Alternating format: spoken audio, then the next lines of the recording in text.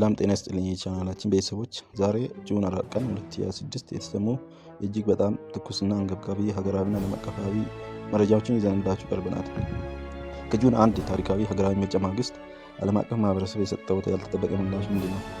የቀድሞው የትግራይ ጊዜያዊ አስተዳደር ፕሬዝዳንት አቶ ጌታቸው ረዳ በሰጡት አዲስ ቃለ መጠይቅ ምን ተናገሩ? በዓለም አቀፍ ደረጃስ በኩዌት ሪፖርት ላይ የተሰነዘረው የድሮን ጥቃትና በዩክሬን የተፈጸመው አዲስ ጥቃት ምን መልክ አለው? ሁሉንም መረጃዎች አሁን ይዘንላችሁ እንቀርባለን።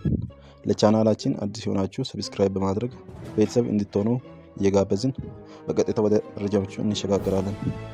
መረጃችን የሚያተኩረው ጁን 1 ቀን 2026 በተካሄደው 7ኛው ሀገራዊ ምርጫ ላይ ነው። ምርጫው ተጠናቆ የድምፅ ቆጠራ በቀጠለበት በዚህ ወቅት ዓለም አቀፍ ድጋፎችና መግለጫዎች በስፋት እየወጡ ይገኛሉ።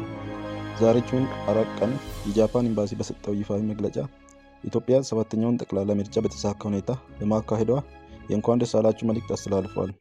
ኤምባሲው የኢትዮጵያ ብሔራዊ ምርጫ ቦርድ ላሳየው ከፍተኛ ጥረት እና የዜጎች ንቁ ተሳትፎ አድንቋል። ከጃፓን በተጨማሪ የአፍሪካ ህብረት፣ ኢጋድ እና የአውሮፓ ህብረት ልዑካን ቡድን ምርጫው ሰላማዊ መሆኑንና በኢትዮጵያ ዲሞክራሲያዊ ጉዞ ላይ ትልቅ ምዕራፍ መሆኑን ገልጸዋል። ምንም እንኳን በትግራይ ክልልና በተወሰኑ የአማራ ክልል አካባቢዎች በጸጥታና በሎጂስቲክ ምክንያት ምርጫው ባይካሄድም ከ40 ሚሊዮን በላይ ህዝብ ድምፅ የሰጠበት ይህ ምርጫ በዓለም አቀፍ ደረጃ ከፍተኛ ትኩረት አግኝተዋል። በሌላ በኩል የቀድሞው የትግራይ ጊዜያዊ አስተዳደር ፕሬዝዳንት አቶ ጌታቸው ረዳ ለቱርክ ቲአርቲ ወርልድ የዜና ማሰራጫ በሰጡት አዲስና ግልጽ ቃለ መጠይቅ ላይ መነጋገሪያ የሆኑ ነጥቦችን አንስተዋል። ከስልጣን መወገዳቸውን አስመልክቶ ሲናገሩ ከስልጣን በመነሳቴ ልዩ ቁጭት ወይም ንዴት አልተሰማኝም። በፖለቲካችን ውስጥ የተወሰነ መረጋጋት ለማምጣት የቻልኩትን ያህል ጥሬያለሁ። ምናልባት ሙሉ በሙሉ ባይሆንም በከፊል አልተሳካልኝም ሊባል ይችላል ብለዋል። ስልጣኑ ለ2 ዓመት ብቻ የታለመ እንደነበረና የስልጣን ዘመናቸው ቀድሞውኑ ማክተሙን የገለጹት አቶ ጌታቸው በአሁኑ ወቅት የጠቅላይ ሚኒስትሩ አብይ አህመድ የምስራቅ አፍሪካ ጉዳዮች አማካሪ ሆነው እየሰሩ እንደሚገኝ ይታወቃሉ።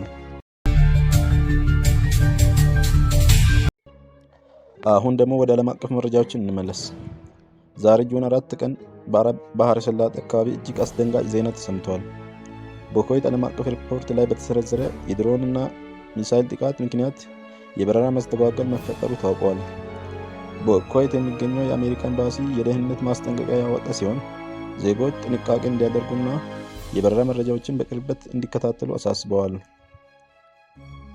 በተጨማሪም በሩሲያና ዩክሬን ጦርነት ውስጥ አዲስ ክስተት ተመዝግቧል።